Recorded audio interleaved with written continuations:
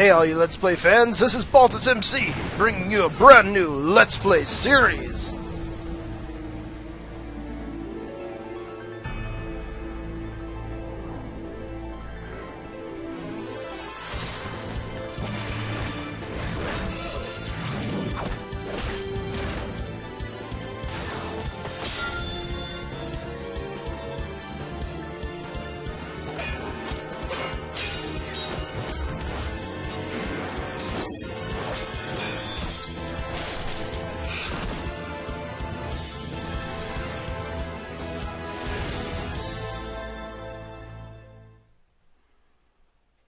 Castlevania, Curse of Darkness, made in 2005 by Konami. Yeah, this game is made on the same platform as Lament of Innocence was, so you might see a few similarities between that game and this one, but not too much. This game's pretty unique on its own. So without further ado, let's get started then. Go ahead and enter in my name, B-A-L-T-I-S. That's how you spell success. Or more like failure, but whatever. Alright, let's go ahead and save. Saving. And there we go.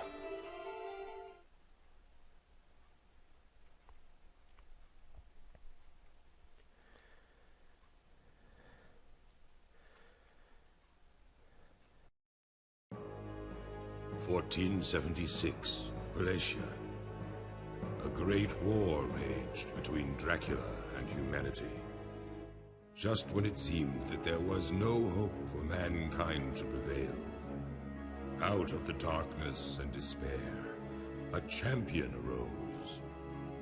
A true-blooded vampire hunter named Trevor Belmont.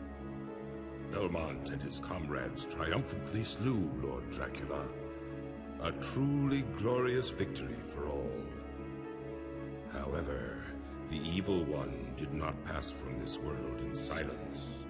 With his final words, Lord Dracula left a demonic curse that enshrouded all of Europe in misery and torment. Ravaged by hideous plague and dire famine, the people's hearts turned black and murderous. The weak were slain without pity, while the land was pillaged and scourged without remorse. 3 years have passed since the death of Lord Dracula, and the invocation of Dracula's curse.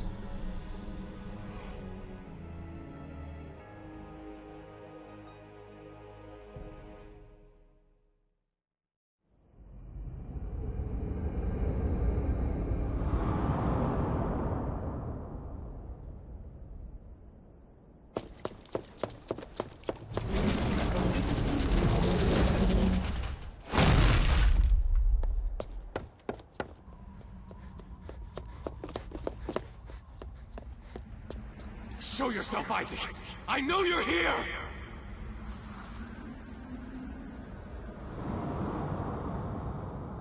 Hector!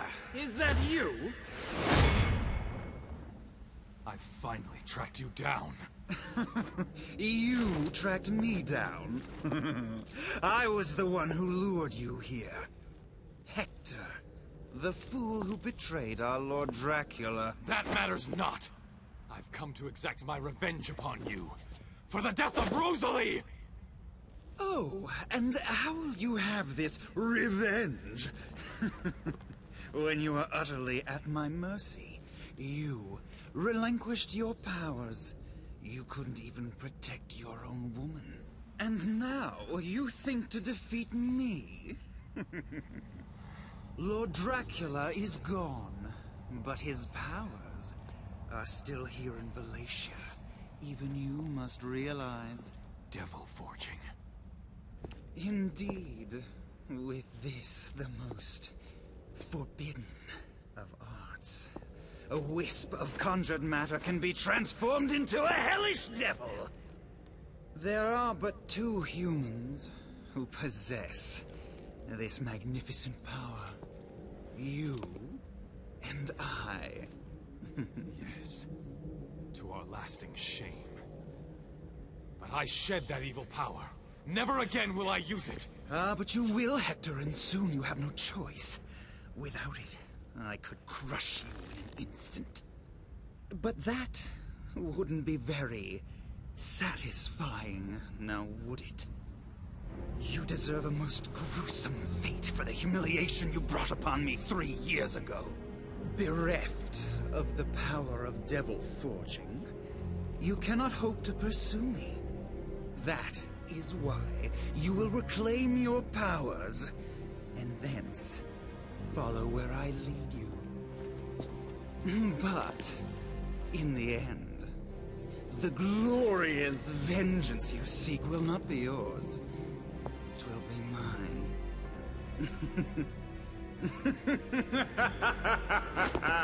Wait! Isaac!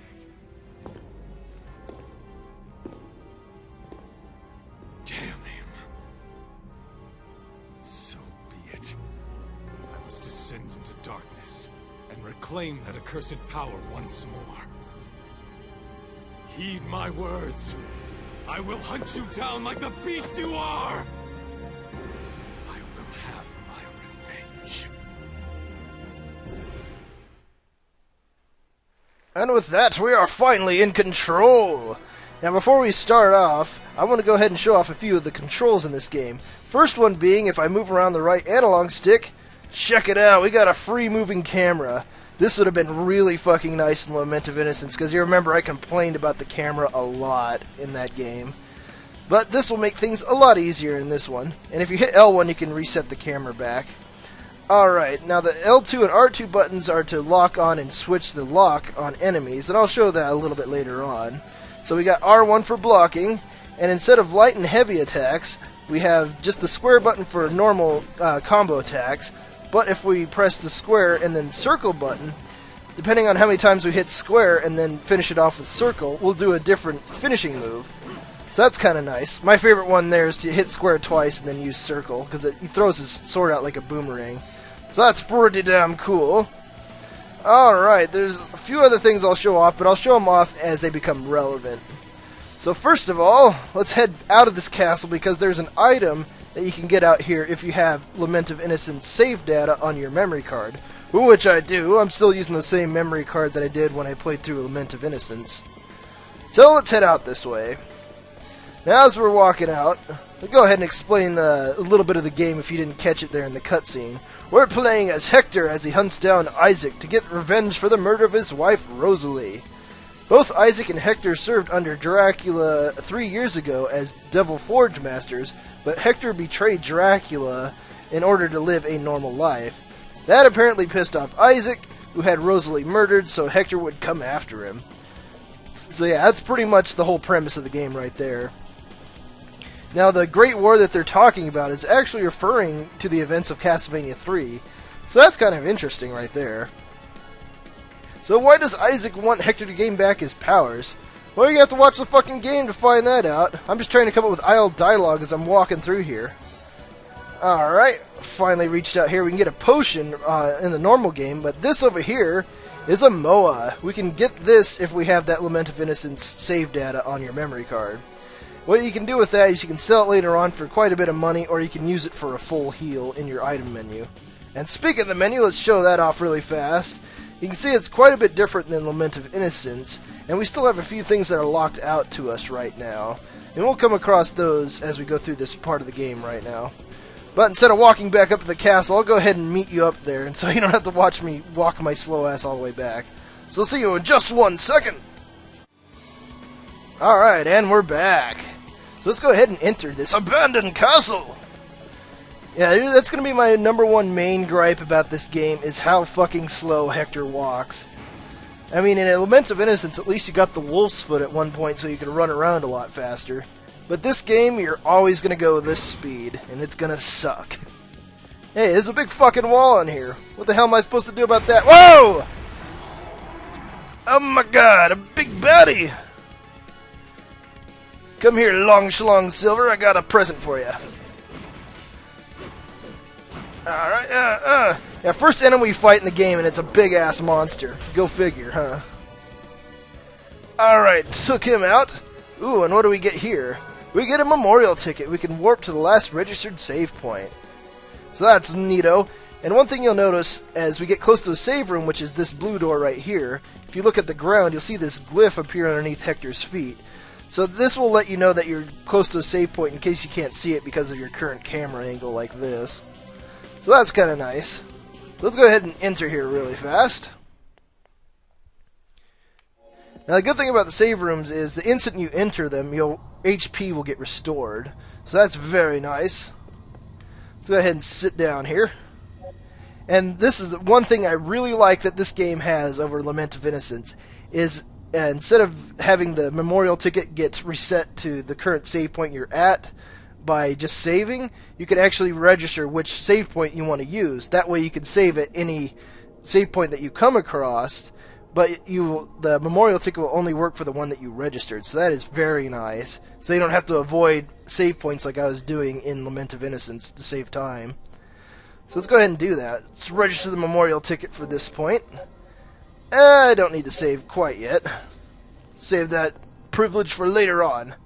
Let's hit L1 so we can get the camera back, and let's get going. So yeah, now I can use any save point I want that I come across, and as long as I don't register it, the memorial ticket to that save point, it'll come back here. So that's very nice. Alright, we got skeleton baddies. I don't know if you noticed when I was fighting them too, but they have levels. That doesn't really mean much in this game, except that we'll come across the same enemies later on in the game that we encountered earlier, but they'll be a little bit tougher, maybe have a different skill set too. Alright, you noticed I picked up some bronze there, so let's go to items and materials, and we can see that we have 2 bronze that we picked up from fighting those enemies. Now what does these materials do? Well, we'll have to find that out later. Doesn't really mean much to us right now, but you definitely want to pick up these when you come across them. Some enemies will have different materials, and you don't really have to farm it off of them, because as long as you fight enemies as you come across them, you should get enough materials as you're going along. Alright, through the doorway. Yeah, let me show off locking on enemies. You see how I can't see them, but if I hit R2, I can lock onto the closest enemy, and if I hit L2, I can switch what enemy I want to lock onto. Oop, picked up a skill in here. The quick step. Yeah, this is how you pick up skills in the game. You'll see shining objects in some rooms, and if you pick them up, you'll get a different skill. Alright, so I don't want to lock onto them because that's kind of annoying. So let's take these assholes out. There's another use for locking onto an enemy later on, and I'll show that off as it becomes relevant. Oh, yeah. Another bronze. You never have enough of that shit. Give me that goodies. And there we go. We took him out. So let's head upstairs now. Oh, a Fenrir. What I like to do with these enemies is press square and circle to knock them down like that, and then just press square twice and circle to do that finishing move. So just like that, and then throw your sword out like a boomerang and take him out. Now he dropped a wild memory, which is another material. So yeah, just keep collecting that shit. You can never have enough of it. Alright, take care of them baddies. And move forward. Yeah, as far as 100% in this game, like 100% map completion, I'm not quite sure yet if I'm going to do that, but as of right now, I'm going to say yes, that I'm going to go ahead and go for 100% in this game. There are going to be some things that I'm not going to show off because they're just too ridiculously hard to get done. But I will try my best to get 100% map completion, which is really the only thing I'm after. Oh, yeah! Yeah, this game's a lot longer than Lament of Innocence was. Mainly because, well, you'll see it in just a little bit. There's a lot of things that you have to do, and to get certain... Well, I'll just explain it to you later on. Trying to explain it now, I'll be giving away spoilers. Alright, we picked up the map for this place. Let's go ahead and check this out. As you can see, the map looks a lot like it did in Lament of Innocence. But one thing that's vastly different, what the fuck, is you see that this area right here is still grayed off, even though I'm in this room. Yeah, this game, you have to explore every nook and cranny if you want 100% map completion in an area. And that can be a little bit annoying, but I can see where they're coming from doing that, so you explore a little more. Yeah, Lament of Innocence, when you entered a room, it would instantly be filled out. Well, that's not the case in this game, as you saw. Alright, so walking more. Fucking Fenrir's. God damn, that's why I like knocking them down, because they always run off like that. It really pisses me off. There we go. Jesus. More walking. Damn, Hector, why can't you run faster? I was about to say Leon. Oh, yeah. Oh, fuck yeah. And through the doorway. Uh-oh, we got a big baddie in this room, a Cyclops! I don't know if I really like the look of the Cyclopses in this game. They look too cartoonish, in my opinion. They looked a lot more realistic in Lament of Innocence.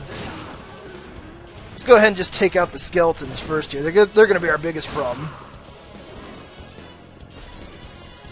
Oh, yeah. Fuck you. Oh, damn. I thought he was done. Alright. Oh, bullshit. I was out of the way. God damn, I'm getting my ass kicked here. Oh, yeah. Finally, Jesus. Big fat bastard. Yeah, not all enemies will drop materials, too. Just certain ones. Ooh, what's this? A chest! Sealed by an unknown power. Hector cannot open it with his strength alone. You fucking pansy. It's just a simple chest. Oh, whatever. We'll come back to that just a little bit. But first of all, we'll notice this strange doorway up here. Let's go ahead and enter this.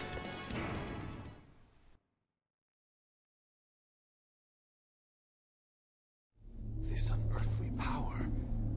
Is it coming from that tombstone? How conscientious of him. He carved the instructions into stone, along with the most difficult visualization. So, that's how badly he wants me to regain my powers. Very well. Heed my words, O great powers of darkness! Release the tortured souls. Let me infuse him with my life force, and awaken him to the world of the living. Immaculate being, appear before me now!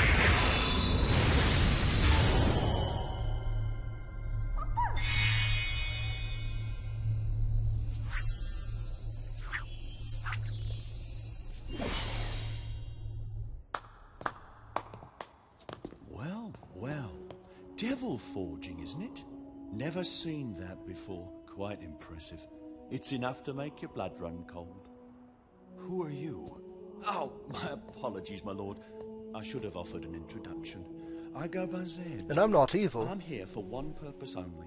To purify this land of the pestilent curse which infects it. I see.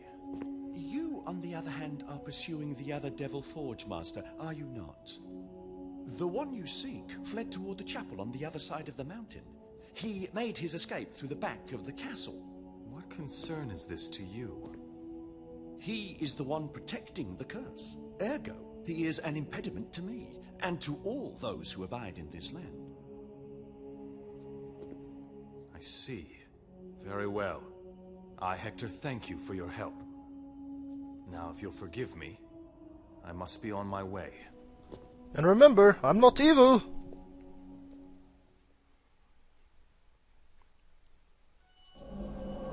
Alright, and with that, we've picked up our first innocent devil, the infant fairy.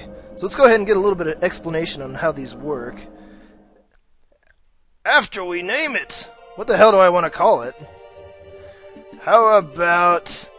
Oh, you know I have to. I have to do this, guys. Let's see, N-A... V-I. Who did not see that coming? Honestly.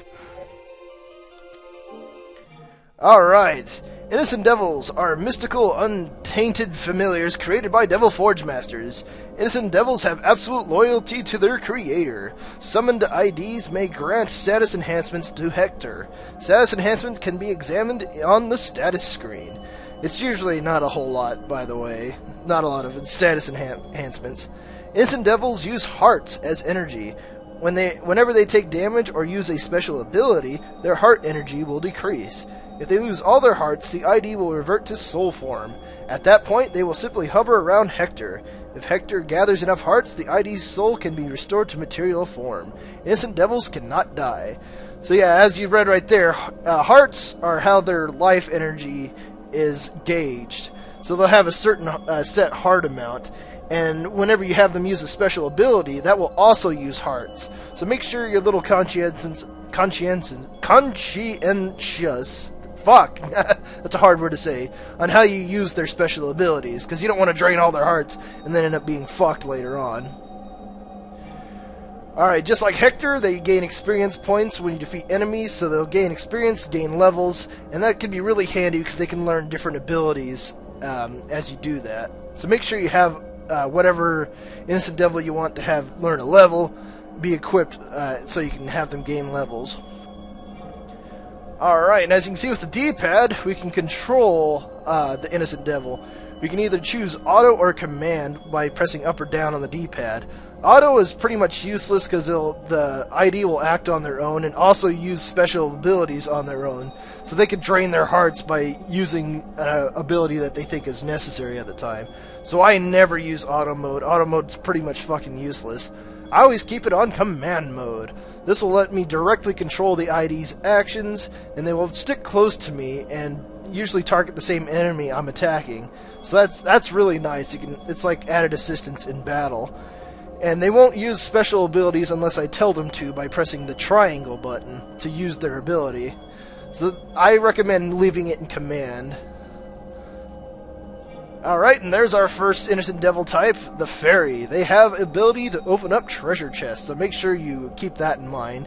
And they can restore HP and heal status ailments as they learn different abilities.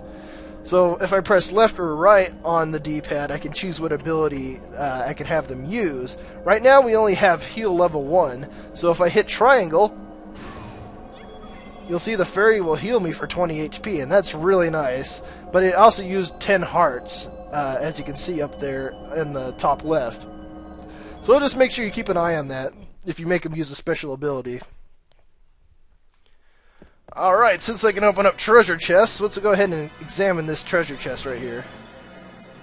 And we get a Dragon Crest! A reference to Lament of Innocence much? Jesus. Alright. Now, instead of walking all the way back, let's go ahead and use that memorial ticket that I registered earlier. Usable items. Yeah, there's the MOA right there. And let's use it. As you can see, it took me all the way back here where the castle entrance is. Very convenient! Alright, let's get moving then. Oh, and another thing about those save rooms is, if your Innocent Devil is running low on hearts and you walk into a save room, it'll also restore their hearts. So that's pretty damn nice. You don't have to farm for them by destroying candles and enemies. Oh, God, fish or merman! Alright. Take care of him. Let's head over this direction first of all. Yeah! Oh! Alright, so that area is off the map. Because, yeah, that's going to be really annoying, searching all these nooks and crannies to get 100% map completion. If you want, I can edit that shit out and just go through the game like normal, and off-screen I can finish up the map completion. Just let me know.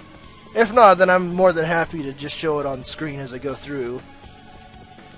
Alright, get another potion over here. And as you saw, they got rid of that active menu that was in Lament of Innocence. So anytime you want to use a item, you just go to the menu like normal.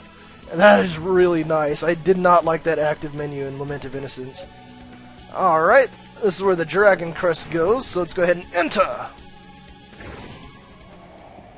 Uh-oh, we got another baddie in here. And as you can see, you pick up hearts quite often from enemies, so don't be shy about using an ability if you need to use it to heal up or any of that shit. Alright, you got another skill in this room too, but I'm going to wait till I take out these enemies to grab that. Oh, die, Mr. Executioner! As you can see, my Innocent Devil leveled up. Very nice! Alright, and when they level up too, they also increase their heart meter, so that's pretty good. Alright, we get another skill, the Bestiary. So now we can examine whatever enemy we destroyed.